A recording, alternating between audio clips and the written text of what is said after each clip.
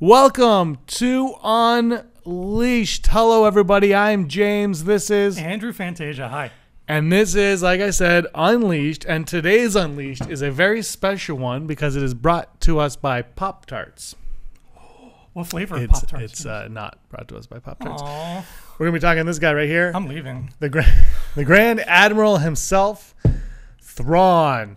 The Thron book came out a month ago yesterday. 1 month ago. You and I were going to do this video in Orlando. That's right. But we were so naive back then, weren't we? Little did we know that we were going to be tired and busy. And turns out 24 hours is not enough time to both go to a convention and film things. I started reading the book on the plane, and I read a good chunk of it on the plane. And then I was like, oh, when we get off the plane, I'm going to read. That's not the case. And then when you're at the convention, you're like, I'm going to read it in line. And you didn't even bring it, did you? Not in the lineup, no. The first 5 chapters of this book, forever, for the rest of my life, I'm going to associate them with the airport in Toronto. Because I got to that airport at 3 a.m. So I'm sitting there by myself in a lounge staring out a window at the tarmac where there's just nothingness, and I'm just reading about Thrawn. Yeah, so that's the biggest chunk of reading I got done was in a dead airport.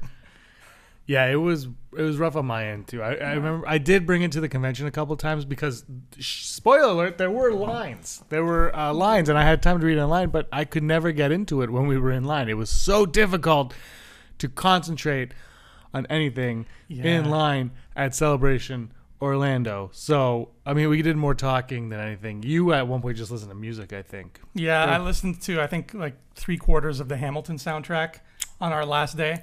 There we go. That's how long that line took, everybody. If you know how long Hamilton is, you know what I'm talking about. Yeah, we were there for a long time. But that's enough about that. Let's get into this Grand Admiral. But he doesn't start off as Grand Admiral, does he? No, he starts off as Grand Nothing. He's just a guy in a loincloth. He's living in the woods. But he's still blue.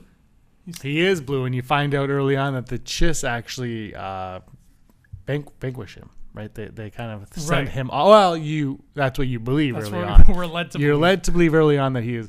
So can you just go into the beginnings of Thrawn, maybe the first 5 chapters that you read at the airport? Yeah. If you can remember them, because whenever you're at the airport, everything is so hard to, it just feels like a dream the whole time you're there. This is the dream I had.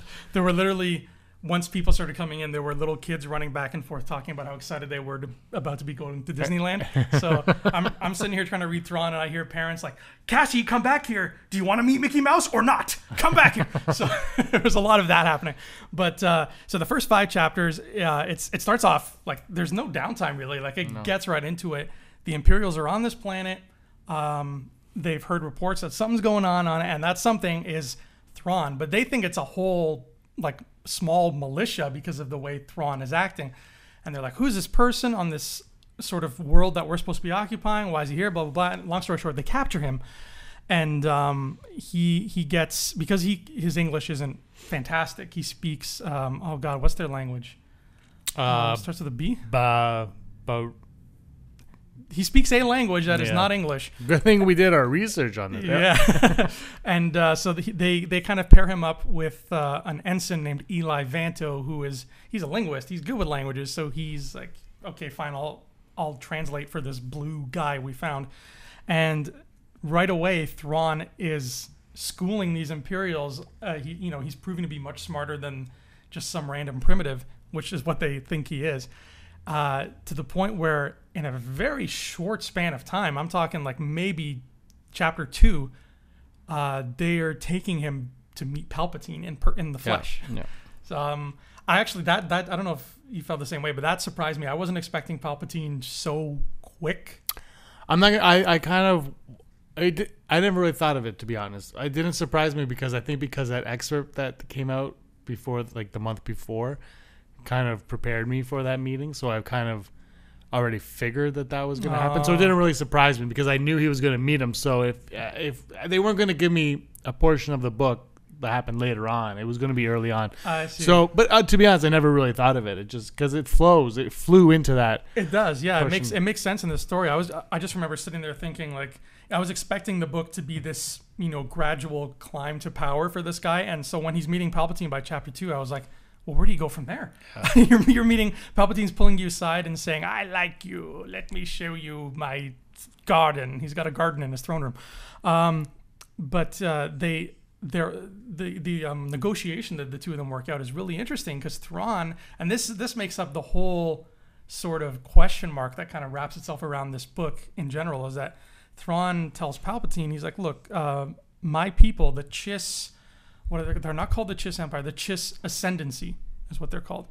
The Chiss Ascendancy is preparing for a threat, but we don't have the kind of firepower you do, so I want you on my side. He says this to Palpatine's face. So the rest of the book is it just kind of flows from there and how he sort of earns that respect from the Emperor. But those first few chapters are really him kind of dealing with the hatred. That's where you get a lot of the racism, and because nobody in the Empire likes aliens.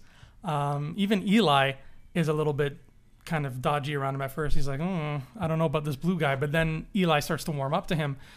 They have, I think their relationship was one of the best parts of the book because they're the book is very much their relationship. Yeah, I was trying to think of a famous duo to liken them to, but I couldn't think of it because there's respect there, and there's a lot of times where Eli is just like, I hate this freaking guy. He's ruining my life. He's standing in my way. But at the same time, he's like, I'm following this guy to the ends of the earth. I don't care what anybody else says. So. Yeah, it was weird how Eli like resented Thrawn, but then really respected him at the same time. It was also weird to see them in the academy, and you're like, oh, this is like Back to School with Rodney Dangerfield. Yeah. That's what I kept thinking. I was like, oh, okay, this is perfect. Eli is the Robert Downey Jr. We got this. This is a great. Okay, so he has been banished from his home world of the unknown regions. And now Eli kind of understands him a little bit. But he mentions that they banished him because they did not agree with him on this outside threat. He thought this threat was coming, and the Chiss did not believe him on this, but he knows it's happening. Let's talk about this threat. Yeah. Because this threat is it can only mean one thing. Ben Quadinaros.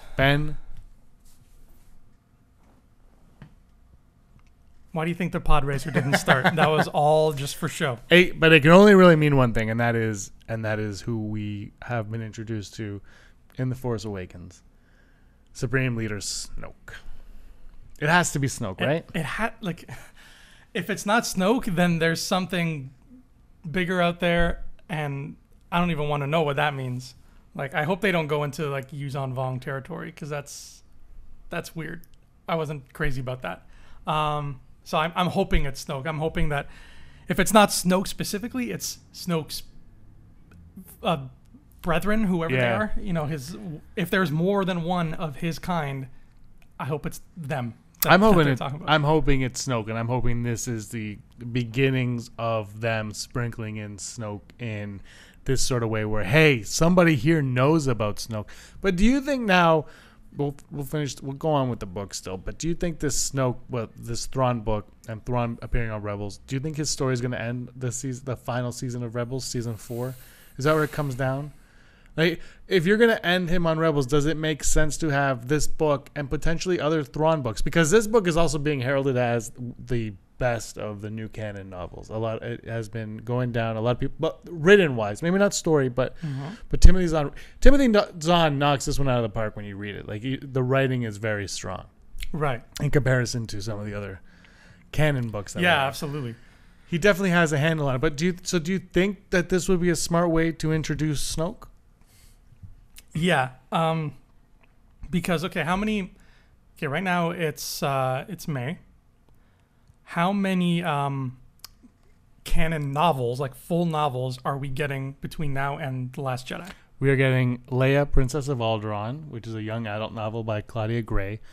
We are getting Phasma, which I'm not sure who wrote that. We are getting Inferno Squad by Christy Golden, which is the Battlefront 2 book. Mm-hmm. We are getting the Luke Skywalker novel by Ken Liu, I think it is. I've never heard of this. That one was just announced on Wednesday of this past Wednesday. Is that young adult too? I believe so. It's a bunch of short stories about the myth of Luke Skywalker. It's more the myth, so it's going to be like individual. Oh, okay. It reminds me of the Beetle Bard book from Harry Potter. Right. That's what I think. That's where I kind of went with this one. As told through the eyes of like somebody like Rey. on Jakku who's just like, I heard there was this guy with blonde hair. The Legends of Luke Skywalker. Ooh, that's a nice cover. It's that's a nice really cover. Nice. So it's Ken Liu. The only thing I judge books by, everybody. That's how you should. So there's that one, humans. and A certain point of view.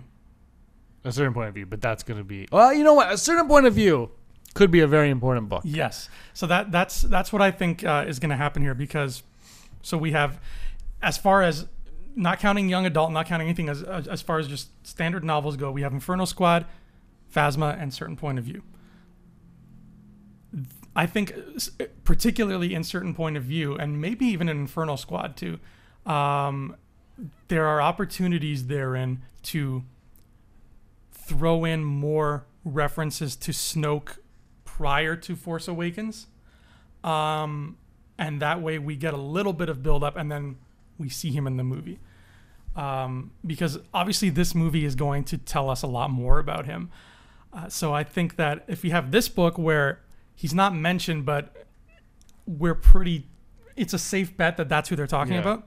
So if we have another book come out between now and the movie that does mention him, even slightly, in some context that, sparks chatter like we're doing now, then I think that's perfect. That gets people excited about Snoke, because again, our moms don't care about, if I say to my mom, hey, I can't wait to find out who Snoke is, she's like, who? Yeah. So get the chatter going about Snoke, get it more lively, so that when he shows up in Force and Last Jedi, bam, that's that much of a more anticipated scene.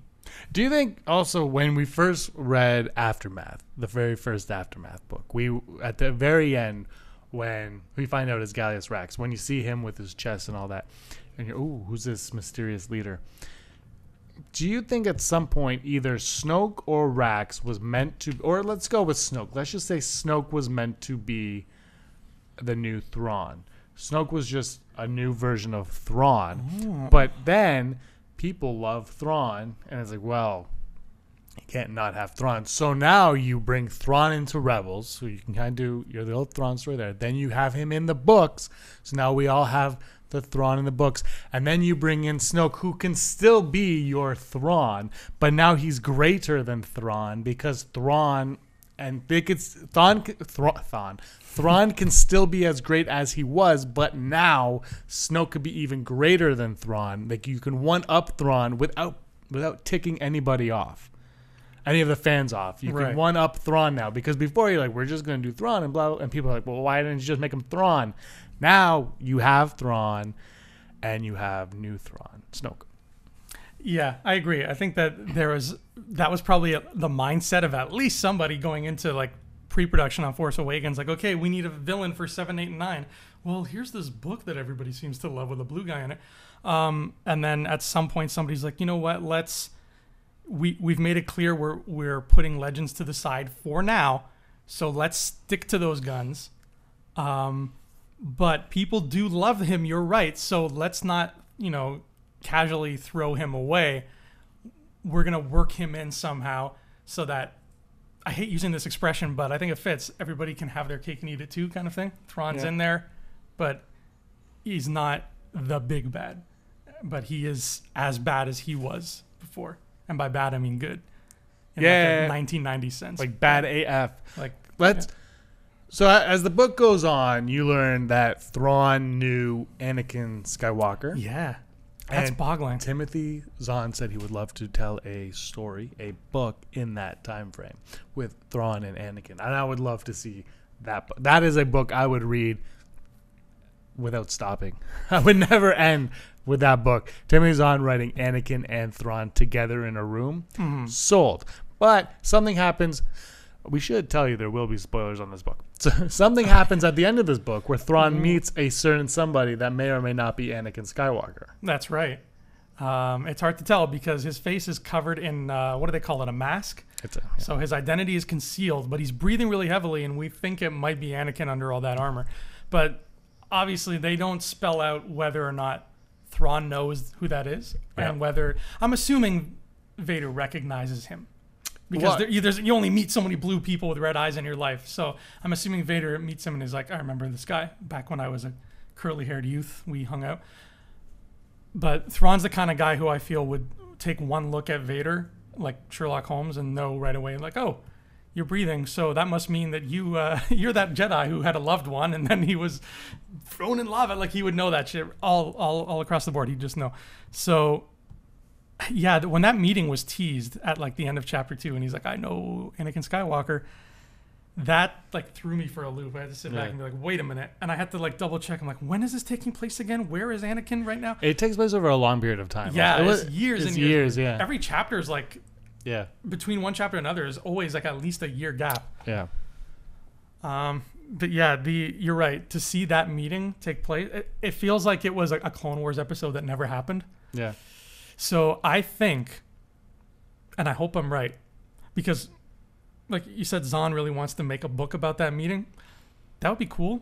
But I would rather see that meeting as a flashback in Rebels, as a full episode. We get Matt Latner back as Anakin Skywalker. We can see young Ahsoka maybe if she was involved back then.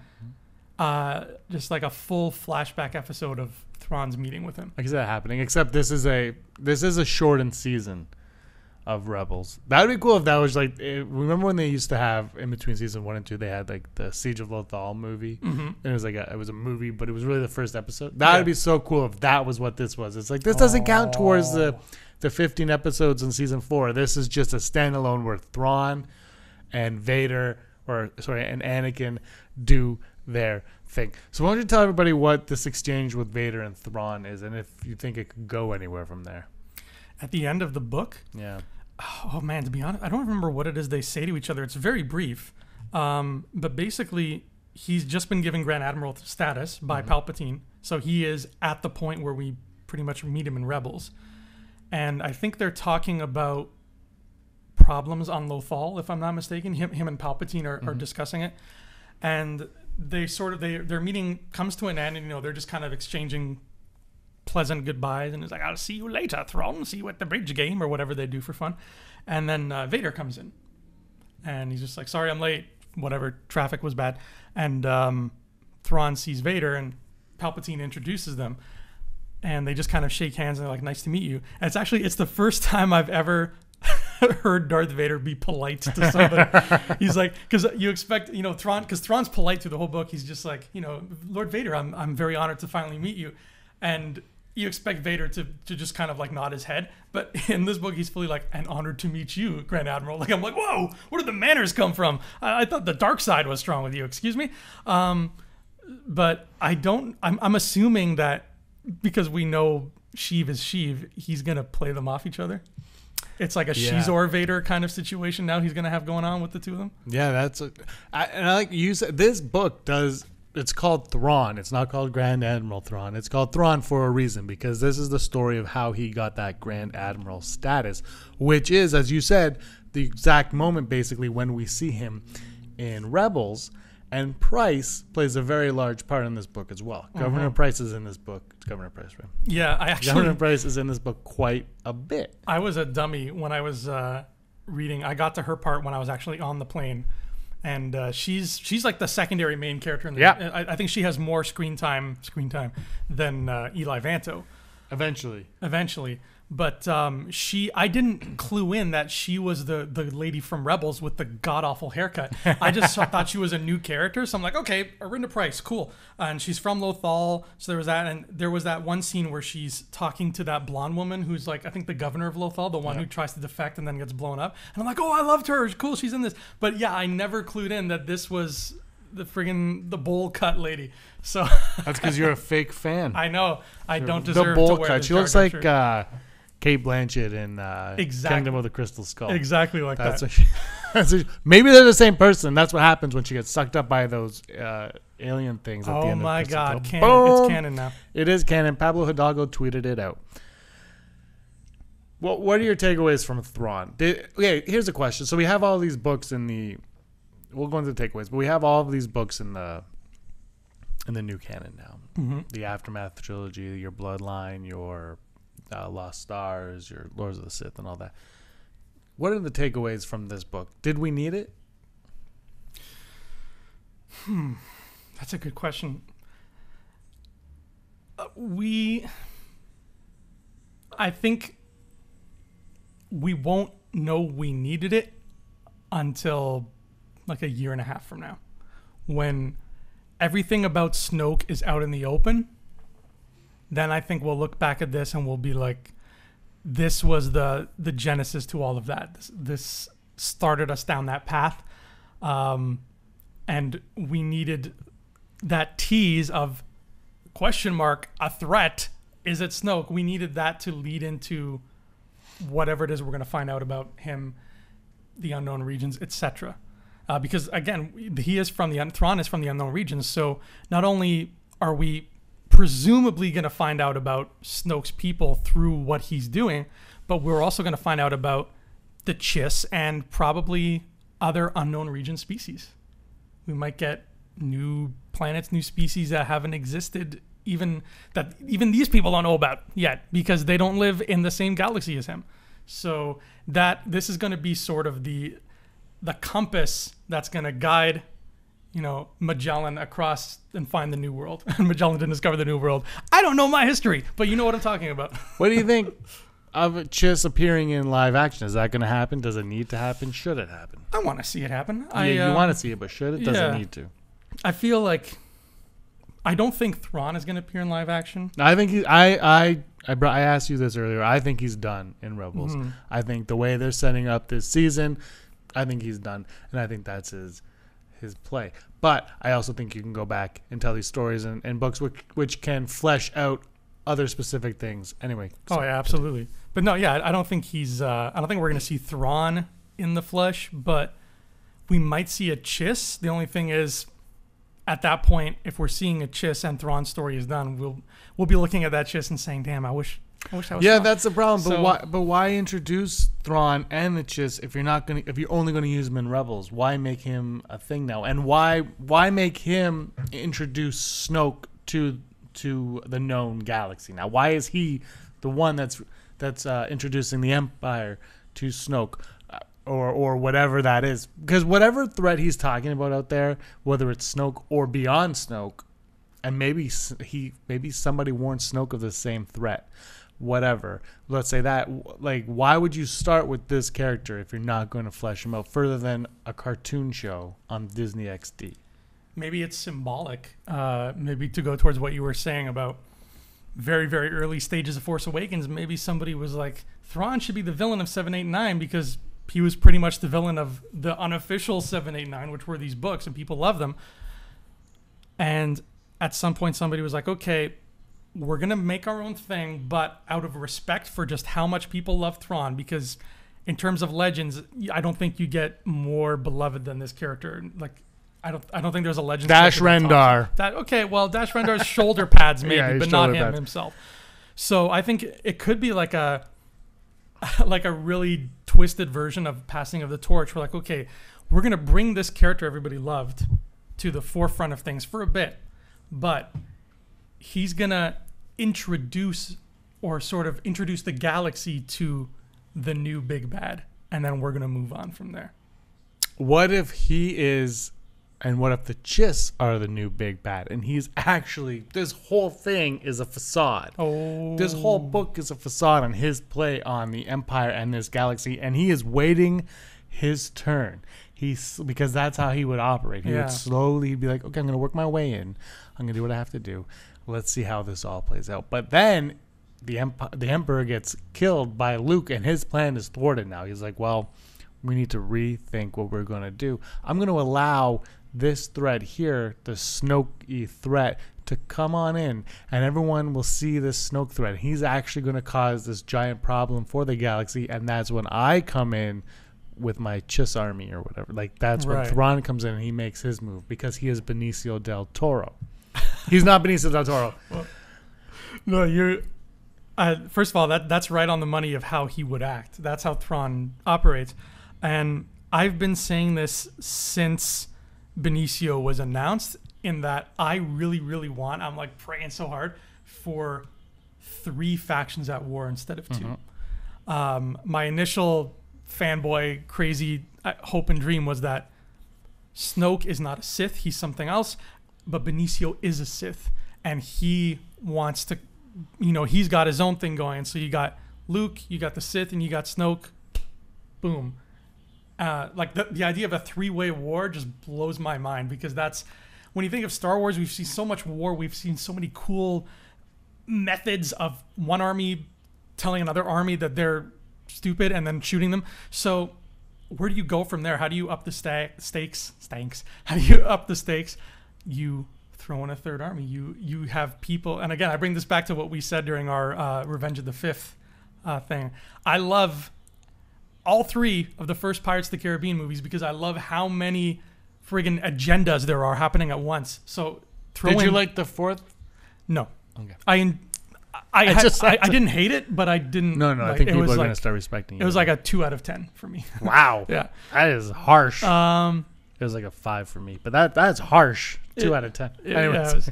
But yeah, so I love that idea of like there's so much going on and there's so much at stake, because now we have, if you're looking at it from Luke's point of view, now I have 2 enemies.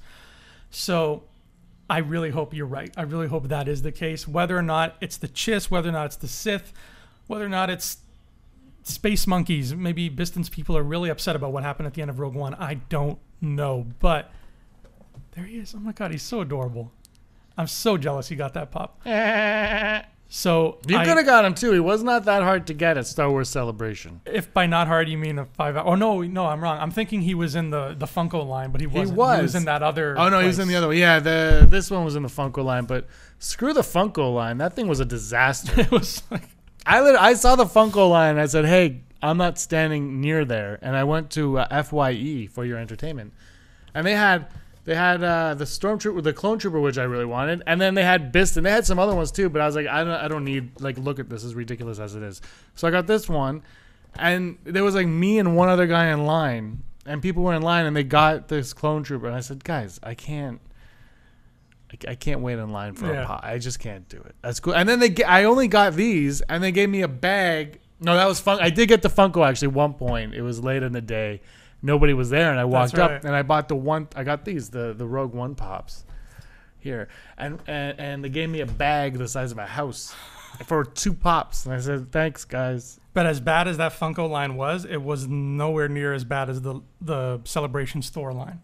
No, I never even got a chance to get in there. That line was like, you know, in the Phantom Menace when all the droids stand up from the tanks, the line was like that. Yeah, it was the most ridiculous thing I've ever been a part of in my entire life. Okay, let's move on. Yeah, let's talk 3 armies. Yeah, 3. All right, so 3 armies, and now this book. Now it's going to come to the time when we rank this book. Where in new canon do you rank Thrawn? Oh boy, I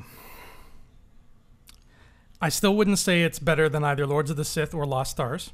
So it's at the most, it's going to be 3rd place. I'm trying to remember what the other ones were. I will say I agree with that, except I think it is the strongest written book still.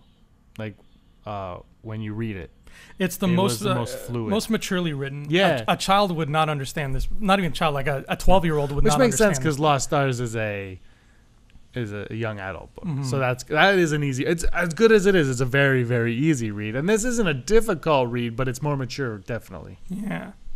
I think it might be like a really close, like neck and neck between this and the final 2 Aftermath books. They're sort of duking it out for 3rd. I don't know. What about you? Yeah, I think it's around. I would go Lords of the Sith. See, this is the problem though. Lords of the Sith is really good, but it's so pointless. You know it is. You're absolutely right. But it's so much fun that it's not ever going to be on the top of my list. And it's well written. Mm-hmm. And it's fun. You see Vader kick butt. Like, this is what happens. And then Lost Stars, I think because it came out, just the timing of Lost Stars really enhances that one. And again, that one is also kind of pointless. Like, I mean, it's a little bit more important than Lords of the Sith. But it's still like these 2 nobody characters that are probably never going to come back in any kind of. Now that I said that, they're probably going to be announced. But you know what I mean? Like, and it's cool to see what another point of view as the original trilogy is happening to Jakku. But those 2 books, and because the timing of, especially Lost Stars, where it came out right at the same day as Aftermath, and Aftermath, the first one was such that letdown. Mm-hmm. Then you're like, oh my God, Lost Stars it's so much fun. And then I am a big fan of Battlefront Twilight Company. And then I think I would go Thrawn. That's where I think I was. So that's like fourth for you? 4, and then the other Aftermath books are like right there. Or whatever, I'll throw them in as a trilogy, whatever. Because that first Aftermath book, I don't want to say it's the worst one of them all, because you need it. You need it for the other two. It's a prologue to a larger thing. Yeah. And I still feel, Chuck Wendig and Timothy Zahn probably to a point, and Claudia Gray and all these authors, they're handcuffed. Very tough. Because, well, you can't say that, and you can't do that, and why are you doing that, and change that, and it's just like, what? Just release them, let them tell a story. If something gets spoiled, like, what's going to get spoiled? In terms of, I will say this for this book, it deals with those handcuffs exceptionally well. Yeah, it also it has more freedom. Like Lost Stars has a lot of the freedom to do that because of the era, the time period that it's taking place in. Yeah. Right. Whereas Aftermath, he can't do anything because, well, if you say anything, then people are going to know. But isn't that the point of reading the book? Is that not the point of reading the book? That's why we're reading it. Just make up BS answers. It doesn't have to be Snoke is actually Sam or Victor. It could be anything, right? Like, you could have done anything in Aftermath, and instead they tied his hands. But yes, like you said, this book is very much. You want to give a final thoughts on Grand Ads? For all you Beatles fans out there, I've read this cover to cover. He is not the Blue Meanie, so this is not canon. Oh, I just hit my head on the microphone. Oh, no. That is going to cause problems. I was just like so disturbed by the joke you were making. But I put my head down and I smashed it. It looked like you were fainting. Out of the corner of my eye, I was like, am I going to have to catch him? That's what your Beatles story is doing to me. But yeah, Yellow Submarine is not canon. I'm sorry, all those fans out there who were really pining for that. Especially you. You know who you are. Other than that, this was a solid book. I would not be surprised if there was a sequel in the near future. Yeah. But like I said, that Anakin meeting, I want that to be a Rebels episode. Yeah, Rebels episode, but Zahn wants to write it as a book. I would definitely read it as a book as well. I would totally be up for it as a Rebels episode. Dave Filoni, I know you don't watch this, but if you did, I would ask you to make that one happen. We don't know that for sure. It takes a lot of time to do it, but you can do it. You could do it. Take it out of your cowboy hat. Put that in. I do think that this book, above all else, is sprinkling in the greater threat that we're going to be learning about in this new trilogy, whether it is Snoke or someone greater than Snoke, and Snoke is going to fall to this greater threat. Because as you and Josh from the Dead of Nerds allude to as well, you both think that Snoke might be fake. He might be a fraud, pretending, masquerading as this greater threat. And perhaps Snoke is not the greater threat. Perhaps he is Victor Snoke, as Brock calls him. Victor Snoke. That sounds badass. That's when I heard Victor, I was like, that's stupid. And then Brock said on episode 41, Victor Snoke. And I was like, oh, actually, yeah, Victor Snoke kind of works. So that's that, gents. So I think that's what this book is really about. And I now I'm kind of selling myself on the thought that maybe Thrawn is the greatest threat in the galaxy, and I'm hoping he does not die, or if he does die, he dies off camera in Rebels, and you never really, like Ahsoka, you never truly find out what happens. And Timothy Zahn is at all these celebrations and Comic Cons with shirts that say Thrawn lives ? And then halfway through the act takes it off as Thrawn lives ! Well, so it wouldn't be the first time Thrawn has died off camera. Ouch. Yeah, you've got a bone to pick with that. Yeah, I'm not pleased with that. How would you compare this to the Thrawn trilogy of Days of Old? They're very, very different.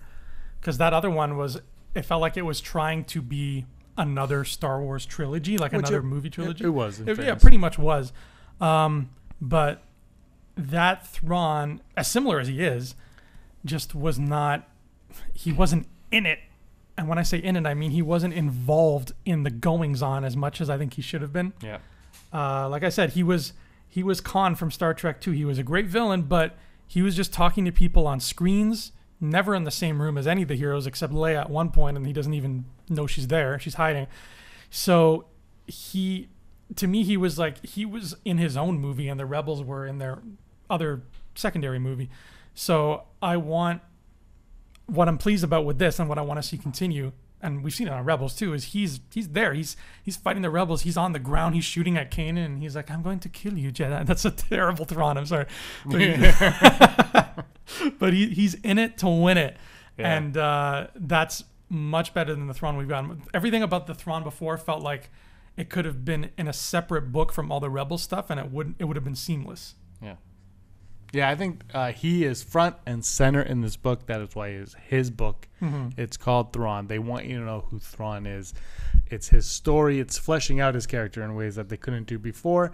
And it's a very good companion for Rebels. And you almost feel like there are parts of Rebels that were kept out of Rebels for this book. They're like, because of the price and all that. Like, there are things about Thrawn specifically, I mean, that aren't in Rebels that maybe in this next season of Rebels we're really going to see Thrawn excel, because now we know who Thrawn is, where he came from, how he moved up the ranks. Now Rebels can be like, okay, people know Thrawn. We can now tell this story of this character better, because it's still a show mainly for kids. So the kids aren't going to care, but we'll have the inside knowledge of, oh yeah, in the book Thrawn, we learn this, that, and that. He's a freaking genius. Mm-hmm. Yeah, because in Rebels, you know he's smart, but he's like, well, they're doing what I thought, and that's it. Yeah. And now you kind of understand. Oh, okay, he's picking at them. Yeah, because they give you his thought process at the beginning of every chapter, which is great. We should have mentioned that. Yeah, the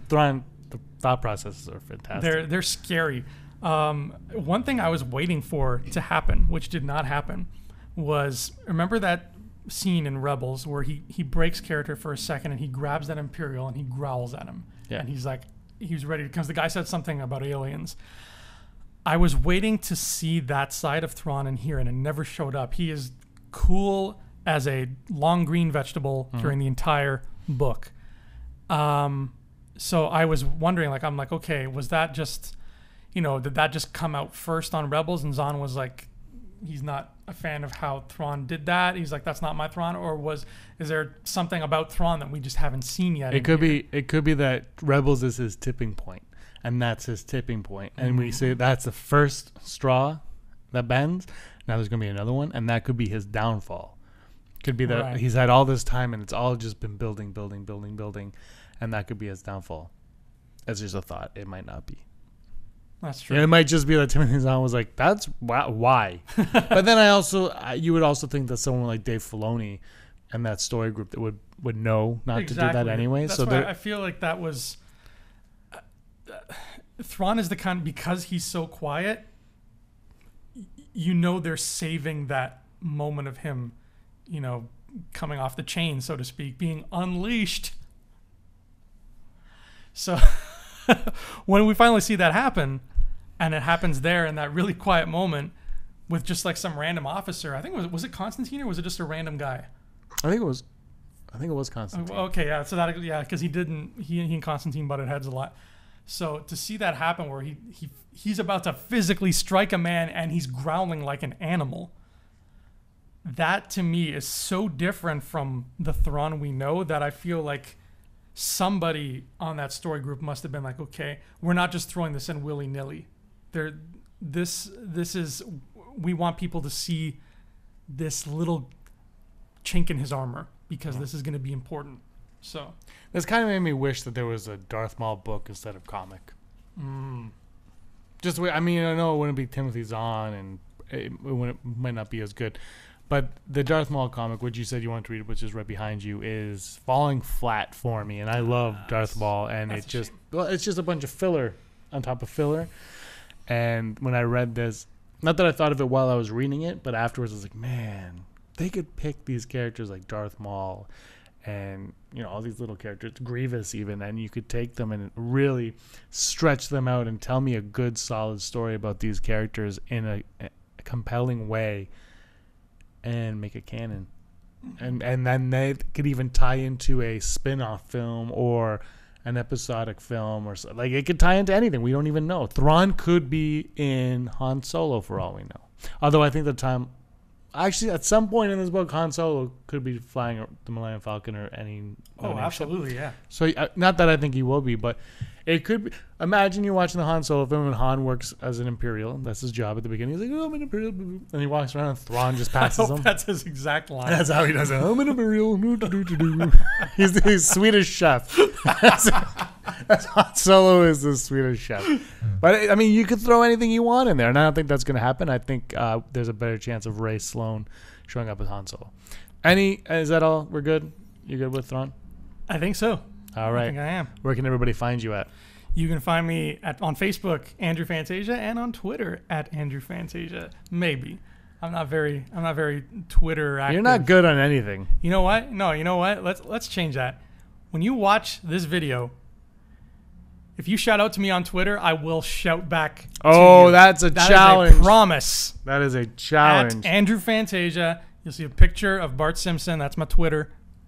Do it. I'll be there. It's not Bart Simpson, is it? Yeah. It's the cover of Nevermind by Nirvana. It's that, but instead of the baby. Oh, right. You're I'm thinking about your old Facebook picture. You can find me at Petsafina on everything, and follow the Rebel Scum Podcast, Rebel Scum Cast on Twitter, and Rebel Scum Podcast on Instagram. We're somewhat active. We do what we can, and we're gonna have contests coming up. So check it out. Ooh, can I win? No. Oh. You already did. Look at that shirt. Jar Jar. You're so Jar Jar. I'm never losing again. Yeah, Rob will kick your butt. Every vote of confidence coming on Saturdays. All right, guys. Thanks a lot. And may the force of others be with you. Always. Hey, scumbags. Thanks for watching. Don't forget to give us a thumbs up on our video. As always, please subscribe to our YouTube channel, Rebel Scum Podcast, for all the latest videos.